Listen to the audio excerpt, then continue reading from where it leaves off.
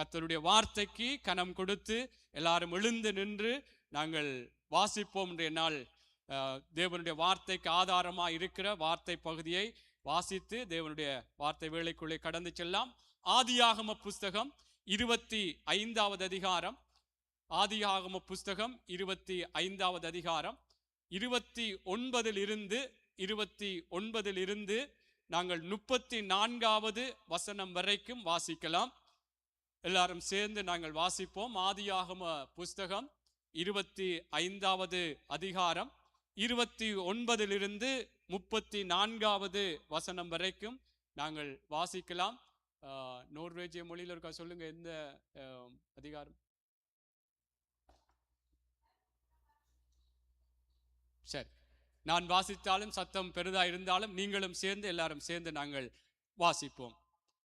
ஒரு நாள் ஏசா வெளியிலிருந்து களைத்து வந்த போது யாக்கோப்பு கூழ் சமைத்து கொண்டிருந்தான். அப்பொழுது ஏசா யாக்கோப்பை நோக்கி, அந்த சிவப்பான கூழிலே நான் சாப்பிட கொஞ்சம் இளைத்திருக்கிறேன் என்றான்.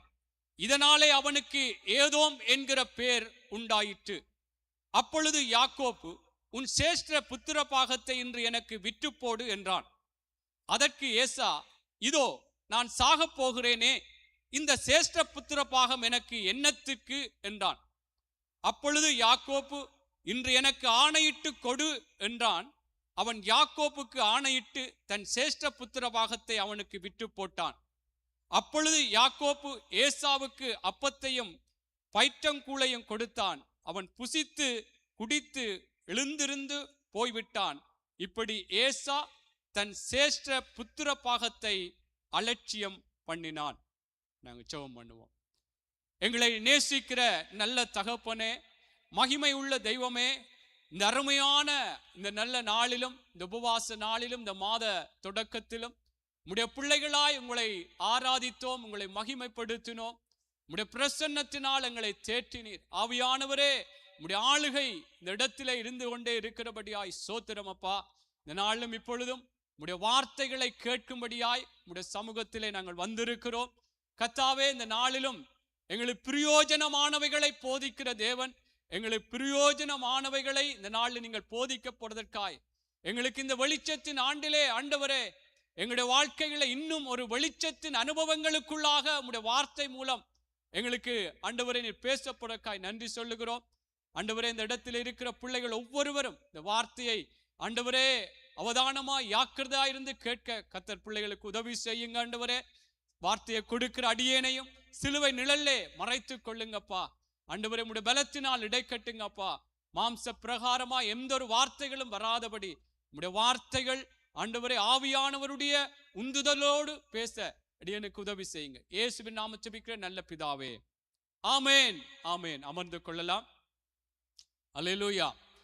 கர்த்தர் நல்லவர். இந்த உபவாச கூடுகையிலும் தேவனுடைய பிள்ளைகளாக நாங்கள் ஒவ்வொரு உபவாச கூடுகையிலும் நாங்கள் கலந்து கொண்டு எங்களுடைய ஆவியிலே நாங்கள் பலனடையத்தக்கதாக, எங்களுடைய ஆவிக்குரிய வாழ்க்கைகள் இன்னும் தேவனுக்குள்ளாக முன்னேற்றத்துக்கு நேராய் நடத்தப்படத்தக்கதாக உபவாச கூடுகைகளிலே மாத்திரமல்ல, ஒவ்வொரு கூடுகைகளிலும் கர்த்தர் நம்மோடு பேசுகிறவராகவே இருக்கிறார். ஆமேன். வேதத்திலே அடிக்கடி உங்களுக்கு சொல்லுகிறது போல, அவர் நமக்கு பிரயோஜனமானவைகளை போதித்து நாங்கள் நடக்க வேண்டிய வழிகளில் நம்மை நடத்துகிற எங்கள் தேவனாகிய கர்த்தர் என்று சொல்லி தேவனுடைய வார்த்தை சொல்லுகிறது போல, அந்த தேவன் உண்மை உள்ளவராய் இருந்து நம்முடைய வாழ்க்கைகளிலே நாங்கள் கூடுகிற பொழுதெல்லாம் கர்த்தர் நமக்கு பிரயோஜனமானவைகளையே அவர் போதிக்கிறவராய் இருக்கிறபடினாலே, இந்த வெளிச்சத்தின் ஆண்டிலே தேவ பிள்ளைகளே, நாங்கள் இன்னும் ஒரு வெளிச்சத்தின் அனுபவம் என்று சொல்லும் பொழுது அவருடைய வார்த்தையினாலே நாங்கள் வெளிச்சம் ஆக்கப்படுகிறோம். அந்த வார்த்தையின் பிரகாரமான ஒரு வாழ்க்கைக்குள்ளாக நடத்தப்படத்தக்கதாக கர்த்தர் நம்மோடு பல விதங்களிலே ஆண்டவர் எங்கள் ஒவ்வொருவரோடும் ஒவ்வொரு கூடுகைகளிலும் பேசிக் கொண்டு வருகிறார். ஆகவே இந்த உபவாச நாளிலும் கூட தேவன் சில வேளைகளில் இந்த மாச தொடக்க நாள் என்றால் ஒரு வாக்குத்தத்தத்தை சொல்லி ஏதாவது ஒரு செய்திகளை சொல்வதுண்டு. இதிலே குறையில்லை. நிச்சயமாய் பல இடங்களில் அப்படி நடக்கலாம்.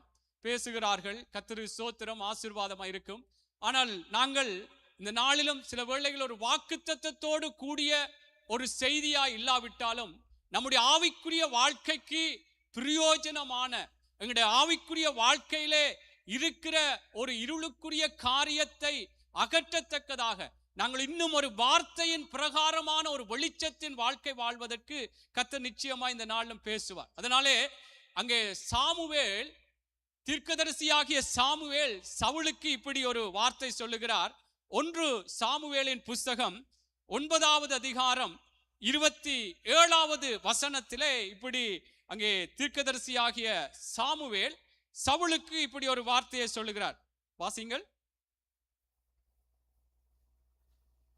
1 சாமுவேலின் புஸ்தகம். அவர்கள் பட்டணத்தின் கடைசி மட்டும் இறங்கி வந்த போது சாமுவேல் சவுலை பார்த்து, வேலைக்காரனை நமக்கு முன்னே நடந்து போகச் சொல் என்றான். அப்படி அவன் நடந்து போனான். இப்பொழுது நான் தேவனுடைய வார்த்தையை உனக்கு தெரிவிக்கும்படிக்கு நீ சற்றே தரித்து நில் என்றான். தேவனுடைய பிள்ளைகளை, நான் இது வார்த்தைக்கு ஒரு முன்னோட்டமாய் சொல்லுகிறேன்.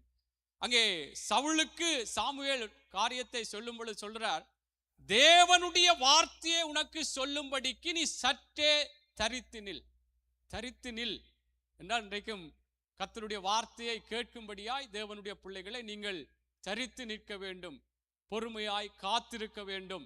ஆமென். என்றால் தேவனுடைய வார்த்தையை நாங்கள் கர்த்தருக்குள்ளாக ஒரு ஜாக்கிரதை இல்லாமல், அதிலே ஒரு நாங்கள் கவனம் செலுத்தாமல் இருக்கக்கூடாது என்பதற்காக நான் இந்த வார்த்தையை உங்களுக்கு சொல்லுகிறேன். அன்று சாமுவேல் சவுலுக்கு சொன்னது போல தேவனுடைய வார்த்தையை உனக்கு தெரிவிக்கும்படிக்கு நீ சற்றே தரித்து நில். ஆமென். கர்த்தருடைய பிள்ளைகளை, இன்றைக்கு ஏன் அதை அவர் அங்கே சாமுவேல் தேவனுடைய வார்த்தையை சொன்னது போல இன்றைக்கும் கர்த்தர் நமக்கு ஏன் இன்றைய நாளிலும் கர்த்தருடைய வார்த்தையை கேட்கும்படியாய் நாங்கள் காத்திருக்க வேண்டும், நாங்கள் ஒரு மனமாக ஒரு வாஞ்சியோடு தாகத்தோடு கேட்க வேண்டும் என்று சொல்லத்தக்கதா இந்த வார்த்தையின் பிரகாரம் நானும் உங்களுக்கு சொல்லுகிறேன். ஏனென்றால் தேவனுடைய பிள்ளைகளே, அங்கே தீமோத்தேயு புஸ்தகத்திலே 2 தீமோத்தேயு 3வது அதிகாரம் 15-17 சொல்லப்படுகிறது, தேவனுடைய வார்த்தைகள் எப்படி நமக்கு கொடுக்கப்பட்டிருக்கிறது. வேத வாக்கியங்கள் எல்லாம் ஆவியானவராலே அருளப்பட்டு எழுதப்பட்டிருக்கிறது என்று சொன்ன பிற்பாடு அங்கே தீமோத்தேயுக்கு அங்கே சொல்லப்படும் பொழுது அதிலே சொல்லுகிறார். 2 தீமோத்தேயுவின் புஸ்தகத்திலே அங்கே 3வது அதிகாரம் 15, 16, 17 வாசிக்கிறேன் பாருங்கள். அங்கே தீமோத்தேயு சொல்லும் பொழுது சொல்றார், கிறிஸ்து இயேசுவை பற்றும் விசுவாசத்தினாலே உன்னை ரட்சிப்புக்கேற்ற ஞானமுள்ளவன் ஆக்கத்தக்க பரிசுத்த வேத எழுத்துக்களை நீ சிறு வயது முதல் அறிந்தவன் என்றும் உனக்கு தெரியும். அதில் சொல்லப்படும் பொழுது சொல்லப்படுகிறது, உன்னை ரட்சிப்புக்கேற்ற ஞானமுள்ளவன் ஆக்கத்தக்க பரிசுத்த வேத எழுத்து. தேவ பிள்ளைகளே, சற்றே தரித்தினில் தேவனுடைய வார்த்தையை கேட்கும்படியா என்று அன்று சாமுவேல் சவுலுக்கு சொன்னது போல நாமும் இன்றைக்கு கர்த்தருடைய வார்த்தை நம்முடைய வாழ்க்கையிலே ஒரு ரட்சிப்புக்கேற்ற விடுதலைகளை கொண்டு வரத்தக்கதான எங்களுடைய வாழ்க்கைகளே பலவிதம். ரட்சிப்பு என்றால் பாவ வாழ்க்கைகள் இருந்து மாத்திரமல்ல, பல காரியங்கள், ரட்சிப்பு, விடுதலை, பாதுகாப்பு, பராமரிப்பு, இப்படியாக பல விடயங்களை உள்ளடக்கி இருக்கிறபடினாலே இன்றைக்கும் அங்கே தீமோத்தேயு சொல்லும் பொழுது உன்னை ரட்சிப்பு கேட்ட ஞானமுள்ளவனாக்கத்தக்க பரிசுத்த வேத எழுத்து. ஆகவே இந்த தேவனுடைய வார்த்தை நம்மை பல விதங்களிலே எங்களுடைய வாழ்க்கையிலே விடுதலைகளை, ஆசீர்வாதங்களை, எங்களுடைய வாழ்க்கைகள் மனம் புதிதாகி மறுரூபமாக்கப்படத்தக்கதாக தேவனுடைய வார்த்தைகள் இருக்கிறது. அந்த எழுத்துக்களை நீ சிறு வயது முதல் அறிந்தவன் என்று இங்கே தீமோத்தேயு சொல்லிவிட்டு அடுத்து சொல்கிறார், வேத வாக்கியங்கள் எல்லாம் தேவ ஆவியினால் அருளப்பட்டிருக்கிறது. தேவனுடைய மனுஷன் தேறினவனாகவும் எந்த நற்கிரியையும் செய்ய தகுதி உள்ளவனாம் இருக்கும்படிக்கு அவைகள் உபதேசத்துக்கும் கடிந்து கொள்ளுதலுக்கும் சீர்திருத்தலுக்கும் நீதியை படிப்பிக்குதலுக்கும் பிரயோஜனம் உள்ளவைகளாக இருக்கிறது. இங்கே முதலாவது காரியத்திலே சொல்லப்படுகிறது, எந்த மனுஷன், தேவனுடைய மனுஷன் தேறினவனாக நாங்கள் தேற வேண்டும். தேவனுடைய பிள்ளைகளே, எங்களுடைய ஆவிக்குரிய வாழ்க்கையிலே தேவனுடைய வார்த்தை நான் சொன்னது போல ரட்சிப்புக்கேற்ற அந்த வேத பரிசுத்த வேத எழுத்து என்று சொன்னது போல இந்த வேத வாக்கியங்கள் நம்மை ஒரு வளர்ச்சிக்கு ஏதுவாய், ஒரு முதிர்ச்சிக்கு ஏதுவாக எங்களுடைய வாழ்க்கைகளிலே நாங்கள் சில வேளைகள் எல்லாரும் குறைவுபட்டவர்கள், ஏதோ ஒரு காரியங்களிலே எல்லாம் ஒரு முழுமையான நிலைகளுக்குள்ள இல்லாமல் இருக்கிறோம், இல்லை என்றல்ல. ஆனால் தேவனுடைய வார்த்தை நம்மை ஒரு தேறினவர்களாக மாற்றும். பரிசுத்தத்திலே தேறினவர்களாக, ஒரு சகோதர ஐக்கியத்திலே தேறினவர்களாக, தாழ்மை உள்ள வாழ்க்கையிலே ஒரு தேறினவர்களாக, புருஷன் எப்படி மனைவியிலே அன்பு செலுத்த வேண்டும், இப்படி ஒவ்வொன்றிலும் எல்லாவற்றிலும் பொய் சொல்லக்கூடாது, பொய் சொல்றதுல தேறினதில்லை, பொய் சொல்லக்கூடாது என்றதிலே தேறினவர்களாக. அவ தேவனுடைய பிள்ளைகளை இதுதான் கர்த்தருடைய வார்த்தை நம்மை தேறினவர்களாக ஒரு வளர்ச்சிக்குள்ளாக நடத்துகிறது. அதனால்தான் சொல்லுகிறேன், தேவனுடைய வார்த்தையை கேட்கும்படியாக கர்த்தருடைய சமூகத்திலே நாங்கள் அமர்ந்து இருக்க வேண்டும். நம்மை ஏதோ ஒன்றுக்கு தள்ளி எங்களை ஒன்றுமில்லாமல் போக பண்ணுகிறது அல்ல கர்த்தருடைய வார்த்தை. நம்ம இன்னும் ஒரு தேறினவர்களாக, நற்கிரியை செய்வதற்கு ஒரு தேறினவர்களாக, எங்களுடைய வாழ்க்கைகள் இன்னும் மற்றவர்களுக்கு ஒரு சாட்சியாய் மாறுவதற்கு தேறினவர்களாக மாற்றும்படியாய் கர்த்தருடைய வார்த்தைகள் பல விதங்களிலே வெளிப்படுகிறது. கர்த்தர் நம்மோடு பேசுகிறவராக இருக்கிறார். ஆமென், அல்லேலூயா, அல்லேலூயா. ஆகவே தேவனுடைய பிள்ளைகளே, எனக்கும் சேர்த்துத்தான் நான் சொல்லுகிறேன், தேவனுடைய வார்த்தை தான் அங்கே சங்கீதத்திலே சொன்னது போல உம்முடைய வெளிச்சத்தினாலே வெளிச்சத்தை காண்கிறோம். அவருடைய வேதமே வெளிச்சம். அந்த வெளிச்சத்தினாலே நாங்கள் வெளிச்சம் அடைய வேண்டும், தேறினவர்களாக மாற வேண்டும். ஒவ்வொரு விடயங்களிலும் கர்த்தர் அதற்காகவே நம்மை அழைத்திருக்கிறபடினால் இன்றைக்கும் இந்த உபவாச கூடுகையிலே நான் சொல்லுகிற இன்றைக்கு வாசித்த இந்த வேத பகுதியிலிருந்து ஏசாவினுடைய சம்பவத்தை நாங்கள் வாசித்தோம். உங்கள் எல்லாருக்கும் தெரியும், ஏசா எப்படியாக ஒருவேளை போஜனத்திற்காக தன்னுடைய சேஷ்ட புத்திர பாகத்தை விற்று போட்டான். அதை கடைசியாக சொல்லும் பொழுது அவன் அதை எப்படி அதற்கு ஒரு காரியம் சொல்லப்படுகிறது என்று சொன்னால், அந்த பகுதியை வாசியுங்கள். 29 வாசியுங்கள். 25, 29. சரி. ஒரு நாள் ஏசா வெளியிலிருந்து களைத்து வந்தபொழுது, சரி நான் கடைசி வசனத்தை வாசிக்கிறேன். அப்பொழுது யாக்கோப்பு ஏசாவுக்கு அப்பத்தையும் பயிற்றங்குளையும் கொடுத்தான். அவன் புசித்து குடித்து எழுந்திருந்து போய்விட்டான். இப்படி ஏசா தன் சேஷ்ட புத்திர பாகத்தை அலட்சியம் பண்ணினான். கர்த்தருடைய பிள்ளைகளை, இன்றைக்கு இந்த உபவாச கூடுகையில் நான் சொல்லுகிற ஒரு தலைப்பு, செய்திக்கு ஒரு தலைப்பை சொல்லுகின்றால், ஆவிக்குரியவைகளை அலட்சியம் பண்ணாதே.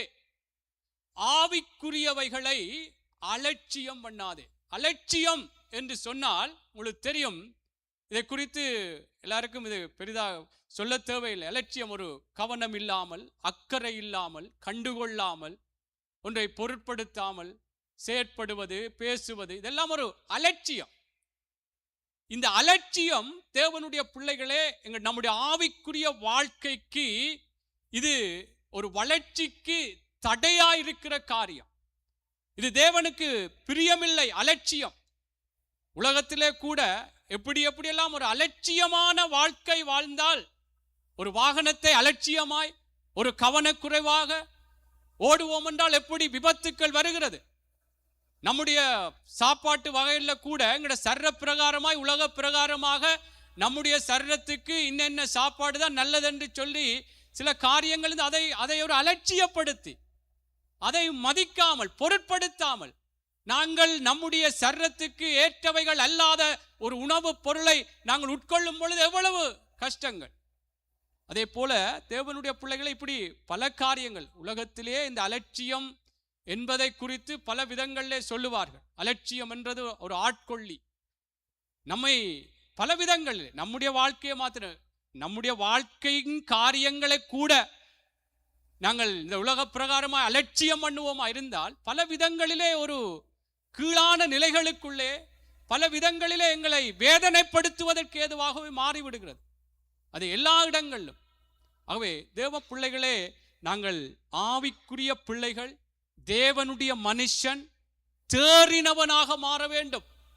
ஆகவே அலட்சியம், இந்த ஏசா தன்னுடைய சேஷ்ட புத்திர பாகத்தை, அந்த சேஷ்ட புத்திர பாகம் என்பது ஒரு மிக அந்த பழைய ஏற்பாட்டு காலத்திலே அநேக ஆசீர்வாதங்கள் அடங்கிய ஒரு பொக்கிஷம்.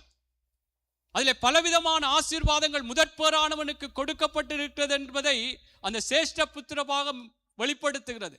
அந்த சேஷ்ட புத்திர பாகத்தை ஒருவேளை போஜனத்துக்காக, ஒரு நேர சாப்பாட்டுக்காக அவன் அலட்சியம் பண்ணினான். அதை ஒரு பொருட்படுத்தாமல், நான் சாக போகிறேனே என்னத்துக்கு இது என்று சொல்லி அதை அது எவ்வளவு ஒரு முக்கியமான காரியம் என்று சொல்லி அதை பொருட்படுத்தாமல் அங்கே அதை விட்டு போட்டான், அலட்சியம் பண்ணினான்.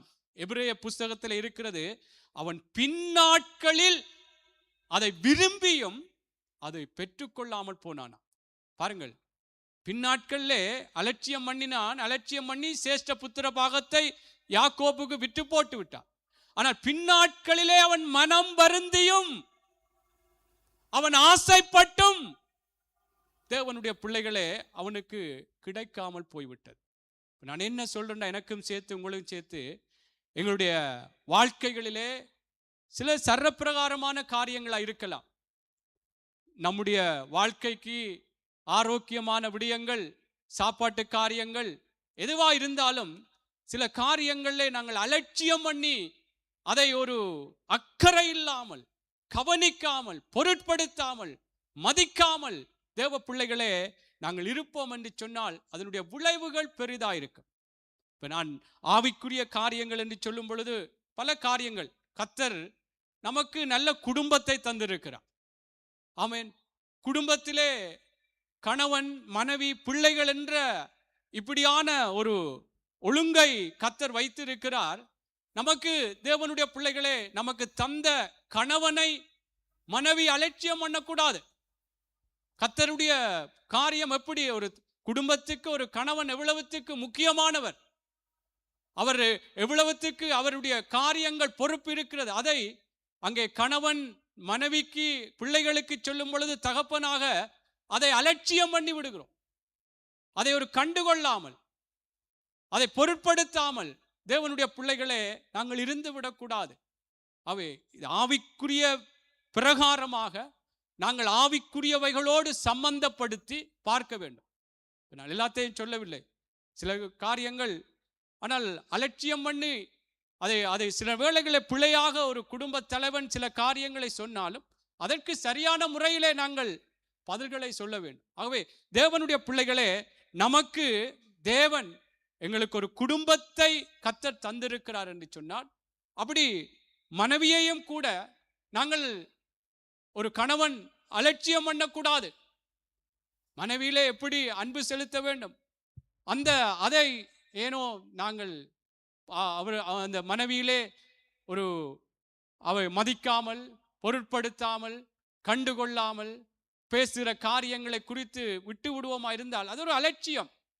பாருங்கள், யோபு அவருடைய மனைவி எப்படி ஒரு தவறான காரியத்தை சொல்லுகிறார்.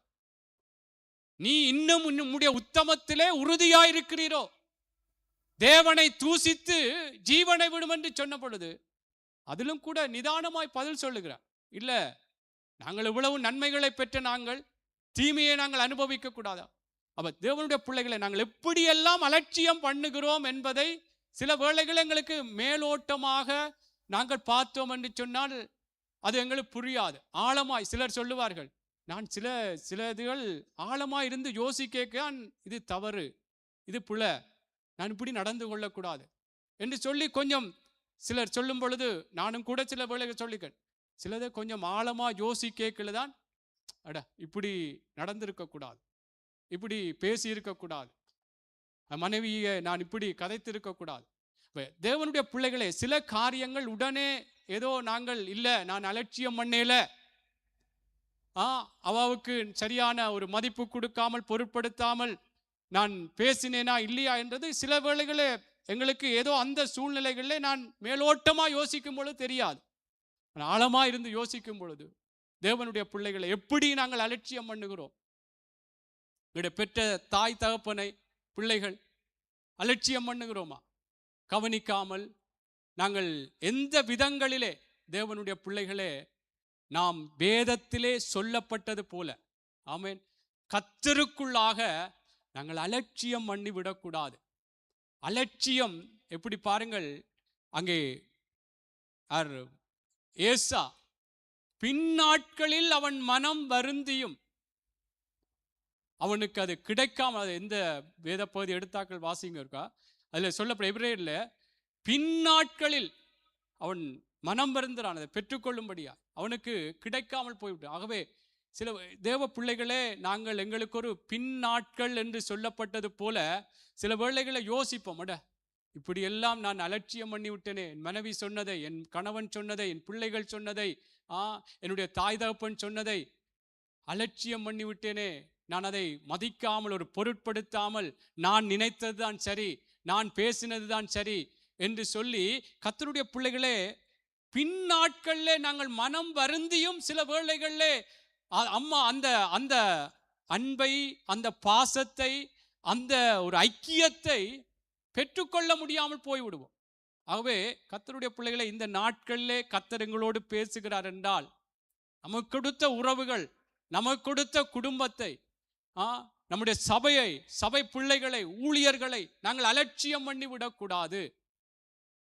கர்த்தருடைய பிள்ளைகளை இதிலே நாங்கள் மிகவுமே ஜாக்கிரதையா இருக்க வேண்டும். ஏனென்று சொன்னால், நாம் ஆராதிக்கிற தேவன், நானும் நீங்களும் ஆராதிக்கிற தேவன் நம்மை அலட்சியம் பண்ணுகிற தேவன் அல்ல.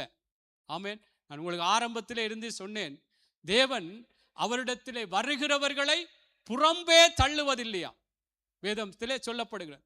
அப்ப இவர் வருகிறார், இவர் இன்ன பாவம் செய்தார், அப்படி என்றல்ல.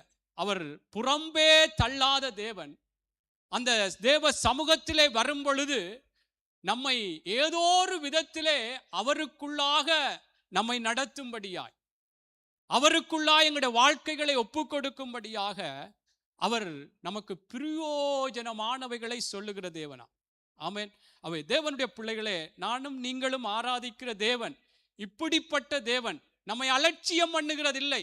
நம்மை ஒரு பொருட்டாக எண்ணாமல், நம்மை மதிக்காமல், நம்மை கண்டுகொள்ளாமல், ஒரு அக்கறை இல்லாமல் நடத்துகிற தேவன் அல்ல நாம் ஆராதிக்கிற தேவன். நாம் ஆராதிக்கிற தேவன் நம்மிலே கரிசனை உள்ள தேவன். ஆமென். நமக்கு எந்த இடங்களிலே கவலை இருக்கிறது, கேள்வி இருக்கிறது, எங்கெல்லாம் காயங்கள் இருக்கிறது என்று சொல்லி தேவன் ஏதோ ஒரு விதத்திலே அவருடைய பிரசன்னத்தினாலோ, தேவ சமூகத்திலே ஆராதனைக்கு வரும் பொழுது துதி வேளைகளிலோ, வார்த்தை வேளைகளிலோ, ஜபங்களிலோ, ஏதோ ஒரு விதத்திலே தேவனுடைய பிள்ளைகள் சில வேளை கதைக்கும் பொழுது கூட ஆண்டவர் அந்த பாரத்தை இறக்குவார் அவருடைய சமூகத்திலே வரும் பொழுது. அவை கர்த்தருடைய பிள்ளைகளே, நானும் நீங்களும் ஆராதிக்கிற தேவன் நம்மை அலட்சியம் பண்ணாத தேவன். அந்த தேவன் நாங்களும் ஆவிக்குரிய காரியங்கள், எபிரேயரிலே வாசியுங்கள் 2வது அதிகாரம், அங்கே 1வது வசனத்தை வாசியுங்கள். எபிரேயர் புஸ்தகம் 2வது அதிகாரம் 1வது வசனம். எபிரேயர், ஆகையால் நாம் கேட்டவைகளை விட்டு விலகாதபடிக்கு அவைகளை மிகுந்த ஜாக்கிரதையாக கவனிக்க வேண்டும். ஆமென். பாருங்கள், நாம் கேட்டவைகளை விட்டு விலகாதபடி. அப்ப தேவனுக்குள்ளாக நானும் நீங்களும் எப்படி எப்படி என்னென்ன வார்த்தைகள் எல்லாம் கேட்டிருக்கிறோம். எங்களுக்கு தெரியாத காரியங்களை கர்த்தர் அதை குறித்தே சொல்லுகிறார். அறியாத காலங்களை நான் காணாதவர் போல் இருக்கிறேன். அவ அறிஞ்ச காரியம், கேட்ட காரியங்களை குறித்து நாங்கள் அவைகளை விட்டு, அதை கேட்டவைகளை விட்டு விலகாதபடிக்கு நாங்கள் மிகுந்த ஜாக்கிரதையாக கவனிக்க வேண்டுமா? அலட்சியமாக தேவ பிள்ளைகளை அதை விட்டுவிடக்கூடாது. நான் ஆரம்பத்திலே சொன்னது போல, ஒரு கணவனை எப்படி மனைவி அலட்சியம் பண்ணக்கூடாது, மனைவியை கணவன் எப்படி அலட்சியம் பண்ணக்கூடாது, பிள்ளைகளை பெற்றார்கள் அலட்சியம் பண்ணக்கூடாது, தாய் தகப்பனை எப்படி பிள்ளைகள் அலட்சியம் பண்ணக்கூடாது, சபைகளை எப்படியாக விசுவாச பிள்ளைகள் எப்படியாக மற்ற விசுவாச பிள்ளைகளை அலட்சியம் பண்ணாமல், தேவனுடைய பிள்ளைகளே, நாங்கள் அவர்கள் சில வேளைகளே நமக்கு ஏதோ ஒரு விதத்திலே சில வேளை பிள்ளையான காரியங்களை பேசினால் சரியான முறையிலே அவர்களை அலட்சியம் பண்ணாமல், அவர்களை ஒரு பொருட்டாக நாங்கள் எடுத்துக்கொள்ளாமல் இருக்காதபடி அவர்களுக்கு நல்ல ஞானமாக நல்ல பதில்களை சொல்லத்தக்கதாக நாங்கள் இருக்க வேண்டும். அலட்சியம் தேவனுடைய பிள்ளை என்றால், தேவனுடைய பிள்ளைகள் நாங்கள் கர்த்தருக்குள்ளாய் இருக்கும் பொழுது இவைகள் ஒரு வெளிச்சத்தின் வாழ்க்கை என்றால், ஏசா தன்னுடைய சேஷ்ட புத்திர பாகத்தை அலட்சியம் பண்ணி விட்டு போட்டான். நமக்கும் கர்த்தருடைய பிள்ளைகளே, இந்த அலட்சியம் எந்த விடயத்திலும் நம்மை யாரையும் அலட்சியம் பண்ணக்கூடாது. ஆமேன். அவர்களுக்கு அதுக்காக அவர்கள் பிழையான காரியம் சொல்லுகிறார்கள், அதற்கேற்றது போல நாங்கள் நடக்க வேண்டும் என்று நான் சொல்லல. அவர்களுக்கு எப்படி யோபு மனைவிக்கு என்ன பதில் சொன்னார், அதே போல ஓகே மனைவி இப்படி கதைக்கிறாவா, இல்லை இப்படி இருக்கக்கூடாது இப்படித்தான் என்று நாங்கள் ஒரு அக்கறையோடு ஆவிக்குரிய ரீதியிலே ஆவிக்குரிய ஒரு பார்வையிலே அவர்கள் கர்த்தருக்குள்ளாய் வழிநடத்தப்பட வேண்டும். கர்த்தருக்குள்ளாக அவருடைய வாழ்க்கைகளும் மனம் புதிதாகி மறுரூபம் அடைய வேண்டும் என்ற அந்த நோக்கத்தோடு தேவனுடைய பிள்ளைகளே அலட்சியம் பண்ணாமல் நாங்கள் வாழ வேண்டும். அல்லேலூயா. இதில் சொன்னது போல நாம் கேட்டவைகளை விட்டு விலகாதபடி, அதான் அலட்சியம் மிகுந்த ஜாக்கிரதையாக கவனித்து செயற்பட வேண்டும். அதான் நெகேமியா சொல்லுகிறார், அங்கே உம்மிடத்திலே அன்பு கூறுகிறவர்களுக்கு, உம்முடைய இடத்திலே அன்பு கூர்ந்து உம்முடைய கற்பனைகளை கை கொள்ளுகிறவர்களுக்கு கிருபையையும் உடன்படிக்கையும் காக்கின்ற வல்லமை உள்ள மகா பயங்கரம் உள்ள தேவன் என்றார். ஆகவே பாருங்கள், அப்படி அலட்சியம் பண்ணாமல் தேவனுடைய பிள்ளைகளே, நான் ஏன் அந்த ஆவிக்குரியவைகள் என்றால் கர்த்தருக்குள்ளாக நாங்கள் எல்லாவற்றையும் பார்ப்போம். குடும்பம் என்றாலும் ஆண்டவர் அது நியமித்த ஒரு ஒழுங்கு, ஆண்டவர் ஏற்படுத்தின ஒரு காரியம். சபை என்றாலும் கர்த்தர் ஏற்படுத்தின காரியம். ஆகவே இவைகளை ஊழியங்கள் என்றாலும் கர்த்தர் ஏற்படுத்தினது. ஆகவே தேவனுடைய பிள்ளைகளே, நாங்கள் கர்த்தருக்குள்ளாக ஆண்டவருடைய பிள்ளைகள் அலட்சியம் பண்ண வேண்டாம். அலட்சியம் என்றால் நான் திரும்ப திரும்ப ஏன் சொன்ன, ஒரு அக்கறை இல்லாமல் அவர்கள் இப்படி கதைக்க ஒரு பொருட்படுத்தாமல் மதிக்காமல் அல்லது அதை குறித்து கண்டுகொள்ளாமல் விடக்கூடாது. அது ஒரு அலட்சியம். நமக்கு தெரியும், நான் சொன்னது போல சில விடயங்கள் ஏதோ இல்லை நான் செய்தது சரி என்று சொல்லுவோம். ஆனால் அதை ஆழமாக உண்மையாய் ஒரு மனசாட்சியோடு நாங்கள் யோசிப்போம் என்றால், நான் அலட்சியம் பண்ணித்தான் அதை செய்திருக்கிறேன், அதை பேசியிருக்கிறேன் என்று நிச்சயமாய் நமக்கு நாம் நிதானிக்க முடியும். ஆகவே தேவனுடைய பிள்ளைகளே, நாங்கள் அலட்சியம் பண்ணக்கூடாது. நமது தேவன் நம்மை அலட்சியம் பண்ணாதவர், நாங்களும் அலட்சியம் பண்ணக்கூடாதுன்னு சொல்லுகிறார். இங்கே ஏசா எப்படி அந்த சேஷ்ட புத்திர பாகத்தை அவன் அலட்சியம் பண்ணி விட்டு போட்டு அது பின்னாட்களிலே அவன் மனம் வருந்தியும். அந்த வசனம் யார் எடுத்திருக்கீங்களா? ஆம். எபிரேயர் 12ஆம் அதிகாரம் 16வது வசனம். 12:16 வாசிப்போம். ஒருவனும் வேசிக்கல்லனாகவும் ஒருவேளை போஜனத்துக்காக தன் சேஷ்ட புத்திர பாகத்தை விற்று போட்ட ஏசாவை போலவும் சீர்கெட்டவனாக இராதபடிக்கு எச்சரிக்கையாருங்கள். ஏனென்றால் பிற்பாடு அவன் ஆசீர்வாதத்தை சுதந்திரித்துக் கொள்ள விரும்பியும் ஆகாதவன் என்று தள்ளப்பட்டதை அறிவீர்கள். அவன் கண்ணீர் விட்டு கவலையோடு தேடியும் மனம் மாறுதலை காணாமல் போனான். ஆமேன். பாருங்கள், அலட்சியம் பண்ணி விட்டு போட்டான் என்று ஆதியாகமத்திலே பார்க்கிறோம். இதிலே சொல்லப்படும் பிற்பாடு அவன் அந்த சேஷ்ட புத்திரமாகமாகிய அந்த ஆசீர்வாதத்தை சுதந்திரித்து கொள்ள விரும்பியும் ஆகாதவன் என்று தள்ளப்பட்டதை அறிவீர்கள். ஆகவே கர்த்தருடைய பிள்ளைகளே, பின்னாட்கள் ஒரு நேரம் வரும். சில நேரம் அதை யோசிக்கும் பொழுது, நான் இன்றைக்கு இப்படி தந்த ஏதோ ஒரு சில நேரம் வீடாக இருக்கலாம், ஏதோ ஒரு பொருட்களை கர்த்தர் எங்களுக்கு ஆசீர்வதி தந்திருக்கிறார் என்றால் அதை அலட்சியம் பண்ணி அதை சரியான முறையிலே பராமரிக்காமல் தேவனுடைய பிள்ளைகளை அதை விட்டு விடுவோமா இருந்தால் அதில் எவ்வளவு விளைவுகள், அதை எவ்வளவு பழுதடைந்து பாழாகி போவதற்கு ஏதுவாக இருக்கும். அது என்ன காரியம், ஒரு வாகனத்தை கூட எல்லாமே கர்த்தர் தருகிறார் என்றால் அதை அலட்சியம் பண்ணி அதை ஒரு பொருட்படுத்தாமல் கர்த்தருடைய பிள்ளைகளே நாங்கள் இருந்து விடக்கூடாது.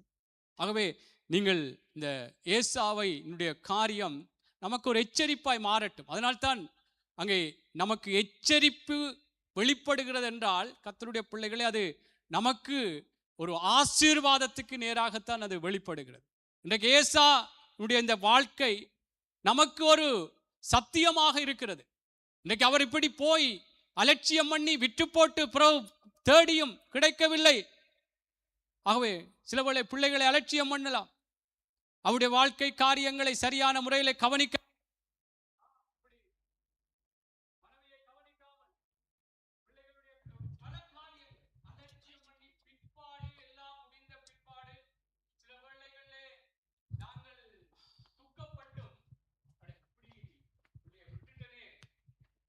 என்று சொல்லி தேவனுடைய பிள்ளைகளே, நாங்கள் பின்னாட்களிலே மனம் வருந்தாதபடி அலட்சியம் பண்ண வேண்டாம். எங்களுக்கு தந்த குடும்பங்களை, பிள்ளைகளை, சபையை நாங்கள் அலட்சியம் பண்ண வேண்டாம்.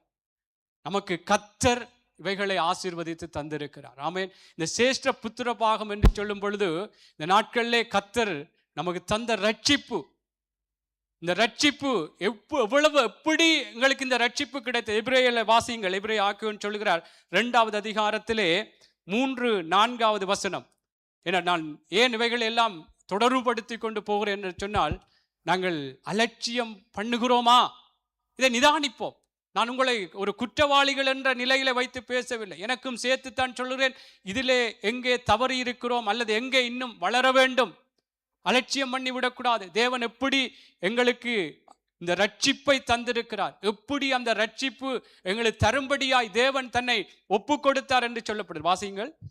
முதலாவது கர்த்தர் மூலமாய் அறிவிக்கப்பட்டு பின்பு அவரிடத்தில் கேட்டவர்களாலே நமக்கு உறுதியாக்கப்பட்டதும் அடையாளங்களினாலும் அற்புதங்களினாலும் பலவித பலத்த செய்களினாலும் தம்முடைய சித்தத்தின்படி பகிர்ந்து கொடுத்த பரிசுத்த ஆவியின் வரங்களினாலும் தேவன் தாமே சாட்சி கொடுத்தவருமாயிருக்கிற இவ்வளவு பெரிதான ரட்சிப்பை குறித்து நாம் கவலையற்றிருப்போமானால் தண்டனைக்கு எப்படி தப்பித்துக் கொள்ளுவோம்?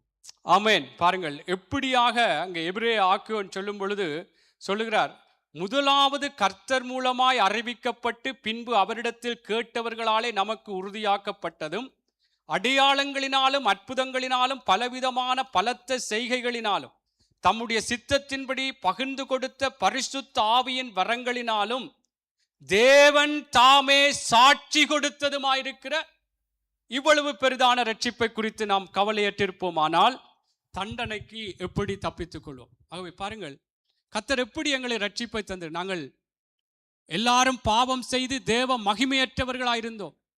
பாவத்தின் சம்பளம் மரணம் என்ற ஒரு தண்டனைக்கு நாங்கள் பாத்திரவான்களாயிருந்தோம். ஆனாலும் தேவன் நம்மை அவருடைய சொந்த குமாரனை அடிக்க கொடுத்து, அவர் எப்படி இயேசு தன்னுடைய ஜீவனை ஒப்பு கொடுத்து நமக்கு இந்த ரட்சிப்பை தந்திருக்கார்.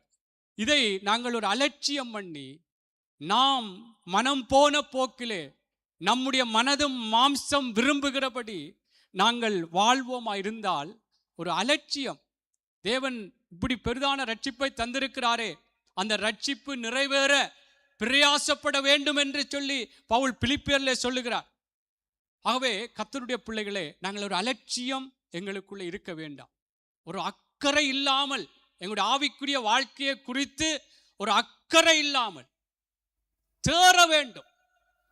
தேவனுடைய மனுஷன் தேறினவனாக இன்னும் வளர வேண்டும். அதை நோக்கித்தான் ஓட வேண்டும். ஆகவே தேவ பிள்ளைகளே, இந்த ரட்சிப்பை குறித்து நாங்கள் அலட்சியம் பண்ணாதபடிக்கு கர்த்தருடைய சமூகத்திலே நானும் நீங்களும் எப்பொழுதுமே கர்த்தருக்குள்ளாக வளர வேண்டும். இதை ஒரு அலட்சியம் பண்ணி விடக்கூடாது. தேவன் என்ன விதங்களிலே எங்களுக்கெல்லாம் கர்த்தர் பேசுகிறாரோ அந்த வார்த்தைகளை தேவ சமூகத்திலே அதற்காக எங்களை ஒப்புக் கொடுக்க வேண்டும். என்னால் உங்களுக்கு தெரியும், நோவா தேவனுடைய எச்சரிப்பை பெற்றபின் எப்படி அதற்கு தன்னை ஒப்பு கொடுத்தான். அலட்சியம் பண்ணவில்லை. என்ற நாங்கள் நல்லா இருக்கணும் என்று சொல்லித்தான் தேவன் பேசுகிறார். எனக்கும் சரி உங்களுக்கும் சரி. அதை நாங்கள் கண்டுகொள்ளாமல் ஒரு அக்கறை இல்லாமல் அதை பொருட்படுத்தாமல் விடுவோமா இருந்தால் ஏசாவை அப்புறம் மனம் வருந்துகிறார், அதை பெற்றுக்கொள்ளணும் என்று. அதே போல சில போல நாங்கள் அப்போ இப்படி சகோதரன் சொன்னாரே அல்லது இந்த சகோதரி சொன்னாரே, இந்த செய்தியை கேட்டேனே, நான் அதை ஒரு அலட்சியம் பண்ணி விட்டேன்.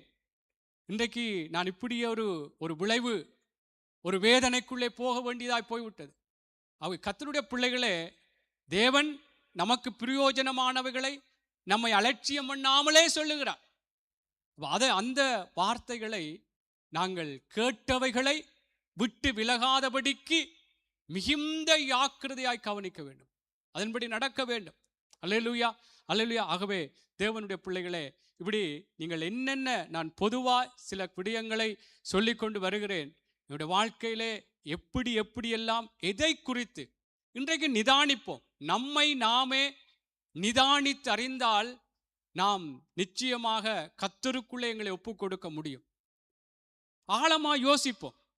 உண்மையாய் சில வேளைகளில் இந்த சகோனோடு பேசும் பொழுது அலட்சியம் பண்ணி பேசினேனா, ஒரு அலட்சியமாக நான் நடந்து கொண்டேனா, கொஞ்சம் இருந்து யோசிப்போமா இருந்தால் தேவ பிள்ளைகளே, நிச்சயமாய் அதிலே நம்முடைய மனது சொல்லும் நமக்கு சாட்சி. ஆவியானவர் நமக்குள்ள இருந்து சொல்லுவார். ஆமென். ஆகவே நாங்கள் பிள்ளைகளையோ மனைவியையோ கணவனையோ பெற்றார்களையோ சக விசுவாசிகளையோ ஊழியர்களையோ சபையையோ சபையினுடைய தேவ பிள்ளைகளை ஊழிய காரியங்கள் என்ன விடயத்தில் இருந்தாலும் நாங்கள் அதை ஒரு அலட்சியம் பண்ண விடக்கூடாது. அதை ஒரு பொருட்படுத்தாமல், நாங்கள் அதுக்கு ஒரு நல்ல மதிப்பு கொடுக்காமல் நாங்கள் அதை விட்டுவிடக்கூடாது என்பது தேவனுடைய பிள்ளைகளே, எனக்கும் சரி உங்களுக்கும் சரி கர்த்தர் இந்த நாளும் எங்களோடு சொல்லுகிறார். ஆமென். பாருங்கள், ரோமர் புஸ்தகத்திலே 1 அதிகாரம் 21 வசனம். சில வேளைகளில் ஆராதனை நேரங்களில் கூட நாங்கள் எப்படி ஒரு அலட்சியமாக இருந்து விடுகிறோம். ஒரு அலட்சியம். கர்த்தரை ஆராதிக்க வேண்டும், கர்த்தர் மகிமைக்கு பாத்திரர், இந்த ஜனங்களை எனக்கென்று ஏற்படுத்தினேன், இவர்களின் துதியை சொல்லி வருவார்கள் என்றெல்லாம் தேவன் நம்மை குறித்து நம்மை துதிக்கும்படியாய் ஆராதிக்கும்படியாக தேவனுடைய பிள்ளைகளே அவருடைய அற்புதங்கள் நம்முடைய வாழ்க்கையில செய்து அவருக்குள்ளாக ஒரு நன்றியாய் நாங்கள் அவரை மகிமைப்படுத்த வேண்டும் என்று தேவன் சொல்லும் பொழுது நாங்கள் அந்த நேரத்திலும் ஒரு அக்கறை இல்லாமல், அதை ஒரு பொருட்படுத்தாமல் நாங்கள் இருப்பது கூட ஒரு அலட்சியம். அதனுடைய விளைவு எங்களுக்குத்தான் கூடாது. அதுதான் நான் சொல்லுறேன். அலட்சியம் பண்ணி அவன் ஒருவேளை போஜனத்துக்காக, ஒருவேளை சாப்பாடு இல்லை என்றால் செத்து போக மாட்டினோம், ஆனா அதுக்காக அவன் அலட்சியம் பண்ணி அதை விட்டு போட்டான். இந்த நாளிலும் ஏதோ ஒரு நம்முடைய மனசு ஏதோ சொல்லும், இவர் ஆராதனை செய்கிறார், இவர் துதி வேளையை நடத்துகிறார், நான் துதிக்க மாட்டேன், நான் அமைதியா இருப்பேன் என்றால் யாரை அலட்சியம் பண்ணுகிறோம்? தேவனுடைய பிள்ளைகளே, நாங்கள் தேவன் நமக்கு செய்த நாம் எப்படி தேவனாலே மீட்கப்பட்டோம், அவருடைய வல்லமைகள் எப்படிப்பட்டது என்பதை அறிந்திருக்கிறோம். ஆகவே ஆராதனை நேரங்கள், துதி வேளைகள், கர்த்தருடைய பிள்ளைகளே, அலட்சியம் என்றால் ஏதோ ஒரு மேலோட்டமாய் யோசிக்க வேண்டாம். ஒரு அக்கறை இல்லாமல், அதை ஒரு பொருட்படுத்தாமல், சில வேளைகள் மனுஷர்களோடு சில காரியங்கள் எங்களுக்கு இடைவெளிகள் இருந்தாலும் நாங்கள் ஆராதிக்கிற தேவனுக்கு ஆராதனை செய்ய வேண்டும். ஆகவே அலட்சியம் பண்ணிவிடக்கூடாது. வாசிங்கள் 1 ரோமர் 1:21. அவர்கள் தேவனை அறிந்தும் அவரை தேவன் என்று மகிமைப்படுத்தாமலும் தோத்தறியாமலும் இருந்து தங்கள் சிந்தனைகளினாலே வீணரானார்கள். உணர்வில்லாத அவர்களுடைய இருதயம் இருளடைந்தது. ஆமென். பாருங்கள் எப்படி அவர்கள் தேவனை அறிந்தும் அவரை தேவன் என்று மகிமைப்படுத்தாமலும் ஸ்தோத்தரியாமலும் இருந்து. அப்ப தேவன் என்று தெரியுது, அவர் மகிமைக்கு பாத்திரர், அவருக்கென்று நாங்கள் ஏற்படுத்தப்பட்டிருக்கிறோம், எல்லாம் தெரிந்தும் அவரை மகிமைப்படுத்தாமலும் ஸ்தோத்தரியாமலும் நாங்கள் இருப்போம் என்றால் அதனுடைய விளைவு, அதை அலட்சியம் பண்ணி ஒரு பொருட்படுத்தாமல் நாங்கள் நம்முடைய மனசு மாம்சம் சொல்றதுக்கு கீழ்ப்படிந்து இருப்போம் என்றால் தங்கள் சிந்தனைகளினாலே வீணரானார்கள். உணர்வில்லாத அவர்களுடைய இருதயம் இருளடைந்தது. அப்ப அலட்சியம் பண்ணுவோம் என்றால் எவ்வளவு ஒரு இருளுக்குரிய காரியத்துக்குள்ளே போகிறோம். என்றால் தேவனை மகிமை, தேவன் என்று தெரியும், தேவன் மகிமைக்கு பாத்திரர் என்று தெரியும், தேவனை உயர்த்த வேண்டும் என்று தெரியும், தேவனை துதிக்கிற நேரம் என்று தெரியும். வேற காரியங்களை சில வேளைகள் பிள்ளையுடைய காரியங்கள் இருக்கலாம், அது அது கர்த்தருக்கு தெரியும். ஆனால் ஒரு அலட்சியம் பண்ணி தேவனுடைய பிள்ளைகளே, நாங்கள் அலட்சியம் எங்கெங்கெல்லாம் எந்த இடங்களிலே இந்த அலட்சியம் எங்களுக்குள்ள இருக்கிறது, தேவனுடைய காரியங்களிலே, துதி ஆராதனைகளோ, வார்த்தை வேளைகளோ, ஜபங்களோ, எங்களுடைய குடும்ப ஜபங்களோ, தனிப்பட்ட ஜபங்கள்ல கூட ஒரு அலட்சியம் வேண்டாம். ஒரு அக்கறை இல்லாமல் பொருட்படுத்தாமல் அது பிரச்சனை இல்லை என்று சொல்லி இதை நான் சொல்றேன்னால் இதனுடைய விளைவு நமக்குத்தான் அது கஷ்டமா இருக்கும். அதுக்குத்தான் சொல்றேன், தேவன் பிரயோஜனமானவைகளை எங்களை சொல்லித்தர்ற. ஆகவே கர்த்தருடைய பிள்ளைகளே பாருங்கள், தேவனென்று அறிந்தும் தேவனென்று தெரிந்தும் கர்த்தர் நல்லவர் என்பதை ருசி பார்த்தும் எங்களுடைய வாழ்க்கையில் அவர் எவ்வளவு அற்புதராய் இருந்திருக்கிறார் என்பது எங்களுடைய வாழ்க்கையில பல விதங்களில் கர்த்தர் வெளிப்படுத்தி இருந்தும் அவரை ஸ்தோத்தரியாமலும் அவரை மகிமைப்படுத்தாமலும் நாங்கள் இருப்போம் என்றால், தனிப்பட்ட வாழ்க்கையாய் சரி, நாங்கள் சபை கூடி வரும் பொழுது கூட சரி, நாங்கள் ஒரு அலட்சியம் பண்ணிவிடக்கூடாது. ஒரு பொருட்படுத்தாமல் கண்டுகொள்ளாமல் அதை ஏனோ தானோ என்று அதுக்கும் இதுக்கும் நான் சம்பந்தம் இல்லை என்றது போல இருந்து விடக்கூடாது. பொதுவாகவே நான் ஆரம்பத்தில் சொன்ன, ஒரு வாகனத்தை ஒரு அலட்சியமாய் கவனம் இல்லாமல் ஓடுவோம், இவ்வளவு விபத்துக்கள் வருகிறது, எத்தனை பேருக்கு ஆபத்து. ஆகவே தேவனுடைய பிள்ளைகளே, இதனுடைய விளைவுகள் நமக்குத்தான் கூடாது. அலட்சியம் ஏதோ சிறிய காரியமா இருக்கலாம்.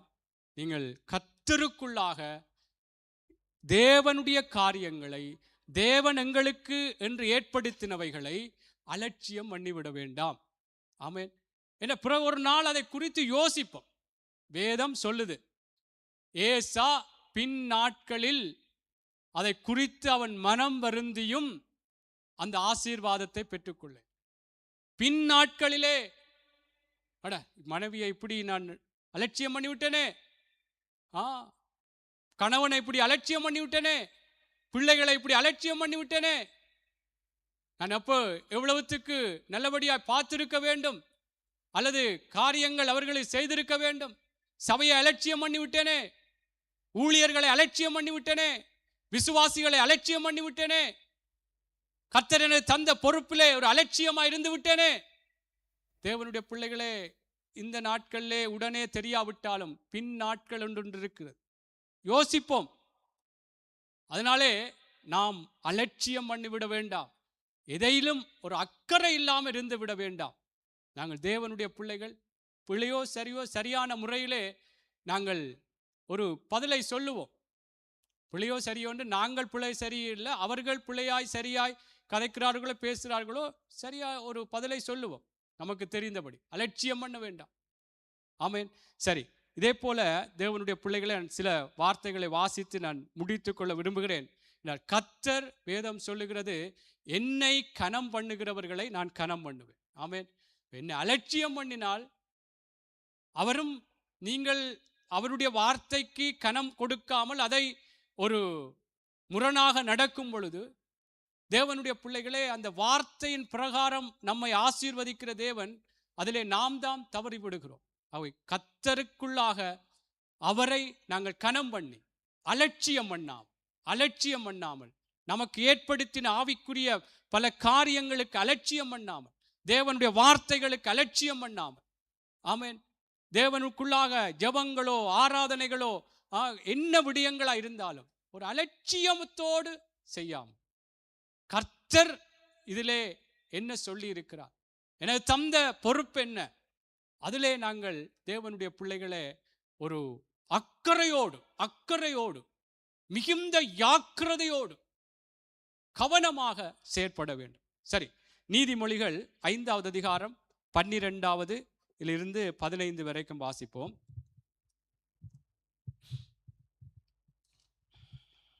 நீதிமொழிகள் 5வது அதிகாரம் 12வது வசனம். ஐயோ, போதகத்தை நான் வெறுத்தேனே, கடிந்து கொள்ளுதலை என் மனம் அலட்சியம் பண்ணினதே. என் போதகரின் சொல்லை நான் கேளாமலும் எனக்கு உபதேசம் பண்ணினவர்களுக்கு என் செவியை சாயாமலும் போனேனே. சபைக்குள்ளும் சங்கத்துக்குள்ளும் கொஞ்சம் குறைய எல்லா தீமைக்குள்ளானேனே என்று முறையிடுவாய். உன் கிணற்றில் உள்ள தண்ணீரையும் உன் துறவில் ஊறுகிற ஜலத்தையும் பானம் பண்ணு. ஆமென். சரி, பாருங்கள், இதிலே சொல்லப்படுகிறது, சாலமோன் சொல்லுகிறார், ஞானி, என் போதகரின் சொல்லை நான் கேளாமலும் எனக்கு உபதேசம் பண்ணினவர்களுக்கு என் செவியை சாயாமலும் போனேனே. அதுக்கு முன்பாகத்தான் சொல்றார் 12, ஐயோ, போதகத்தை நான் வெறுத்தேனே, கடிந்து கொள்ளுதலை என் மனம் அலட்சியம் பண்ணினதே. என் போதகரின் சொல்லை நான் கேளாமலும் எனக்கு உபதேசம் பண்ணினவர்களுக்கு என் செவியை சாயாமலும் போனேனே. விளைவு பாருங்கள், சபைக்குள்ளும் சங்கத்துக்குள்ளும் கொஞ்சம் குறைய எல்லா தீமைக்கும் உள்ளானேனே என்று முறையிடுவோம். தேவனுடைய பிள்ளைகளே, எப்படி அந்த அலட்சியம் கர்த்தருக்குள்ளாக சில வேளைகளே ஆண்டவருடைய வார்த்தை நாம் வேதத்தை படிக்கும் பொழுதோ சபையிலோ கூட சில கடிந்து கொள்ளுகிற தேவனுடைய வார்த்தை வரும். இப்படி நடக்காத, இது நடந்து என்றால் உனக்கு கூடாது என்று சொல்லி கடிந்து கொண்டு தேவனுடைய வார்த்தை, இந்த பாவத்தை விடு, இது தேவனுக்கு பிரியமில்லாத காரியம் என்று சொல்லி கர்த்தருடைய பிள்ளைகளே கடிந்து கொண்டு, வேதத்திலே சொல்லப்படுகிறது, வெளிப்படுத்தலே, நான் நேசிக்கிறவர்கள் எவர்களோ அவர்களை கடிந்து கொண்டு சிட்சிக்கிறேன். அவ கடிந்து கொள்ளுதலும் தேவன் நம்மை நேசிக்கிறபடினால் தான் வெளிப்படுகிறது. அதனாலே கடிந்து கொள்ளுதலுக்கு கர்த்தருடைய பிள்ளைகளே நாம் அலட்சியம் பண்ண விடக்கூடாது. இவரார் சொல்றது என்று சொல்லி தேவனுடைய பிள்ளைகளே கடிந்து கொள்ளும் பொழுது, இதிலே சாலமோன் அங்கே ஞானி சொல்லும் பொழுது சொல்றார், என் போதகரின் சொல்லை கேளாமலும் எனக்கு உபதேசம் பண்ணினவர்களுக்கு என் செவியை சாயாமலும் போனேனே. ஏண்டா அவருடைய மனசு சொல்றது போல இல்லை, இவர் என்னத்தை கதைக்கிறது. இதை நான் உங்களுக்கு சொல்வது உண்டு, தேவனுடைய வார்த்தைகள் தான் யார் மூலமாவது வெளிப்படும். அந்த வார்த்தைக்கு முரணாக இருக்குமா இருந்தால் அது வெளியான காரியம். கர்த்தருடைய வார்த்தை ஒரு கடிந்து கொண்டு, சில வேளைகளை நாங்கள் சின்ன பிள்ளைகளாக இருக்கும் பொழுது எங்களுக்கு எல்லாருக்கும் அப்பா அம்மா கடிந்து கொள்வோம், அங்கே போகாத, அங்கே போனியண்டா உனக்கு அடிவிழும், இப்படி என்று சொல்லி நம்மை கடிந்து கொள்ளுவார்கள். அல்லது ஏதாவது குளப்படிகள் செய்தால் கடிந்து கொள்வார்கள். அவர் தேவனுடைய பிள்ளைகளை அந்த கடிந்து கொள்ளுதலை நமக்கு வார்த்தைகள் மூலம் நாம் என்னென்ன காரியங்களை குறித்து, சில வேளை தேவன் சில பாவங்களை குறித்தோ தேவனுக்கு பிரியமில்லாத வார்த்தை காரியங்களை குறித்தோ கடிந்து கொள்ளுவார். ஆனால் கடிந்து கொள்ளும் பொழுது அதை அலட்சியம் பண்ணிவிடக்கூடாது. அதை பொருட்படுத்தாமல், அதை அக்கறை இல்லாமல், அதை கவனிக்காமல் விட்டுவிடக்கூடாது. தேவன் அவர் நேசிக்கிறவர்களுக்குத்தான் அவர் கடிந்து கொண்டு புத்தி சிட்சிக்கிறார்னு சொல்ல. அவை நம்மை நேசிக்கிறபடினாத்தான் நம்மை அவர் கடிந்து கொள்ளுகிறார். இதை தேவனுடைய பிள்ளைகளே நாங்கள் அலட்சியம் பண்ணி விடக்கூடாது. ஆமேன். அதை சில நேரம் பெற்றார்கள் பிள்ளைகளுக்கு சொல்லலாம் கர்த்தருடைய வார்த்தையின் பிரகாரம். அந்த வேளையில கூட பிள்ளைகள் சொல்லக்கூடாது, இல்லை நான் இப்படித்தான் இருப்பேன். தேவனுடைய பிள்ளைகளை கடிந்து கொள்ளுதலை அது போதகர் மூலம் வருதோ அல்லது சில வேளை சக நண்பர்கள் மூலம் சொல்லப்படும். இல்லை தேவனுடைய வார்த்தை தானே, இல்லை இப்படி போகாத, இது நல்லமில்லை, உன்னுடைய வாழ்க்கை கெட்டுவிடும், அல்லது ஏதோ உனக்கு காரியம் சம்பவித்து விடும். சில கடிந்து கொள்ளுதல் நண்பர்கள் மூலமோ போதகர்கள் மூலமோ அல்லது கணவனுக்கு மனைவி மூலமோ மனைவிக்கு கணவன் மூலமோ பிள்ளைகள் மூலமோ வெளிப்படலாம். அலட்சியம் பண்ண வேண்டாம். கர்த்தருடைய பிள்ளைகளே அலட்சியம் பண்ண வேண்டாம். என்றால் பின் நாட்களிலே நாங்கள் அதை குறித்து மனம் வருந்துவோம்.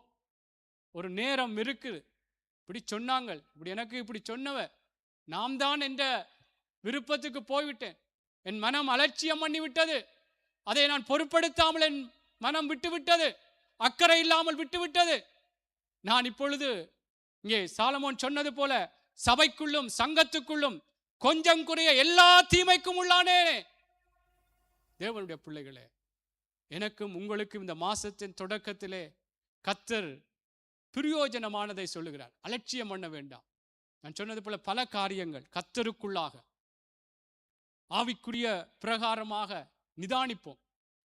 யாரை அலட்சியம் பண்ணி இருக்கிறோம், வீட்டிலே இருந்து பார்ப்போம், சபையிலே பார்ப்போம், ஆண்டவருடைய காரியங்களை பார்ப்போம்.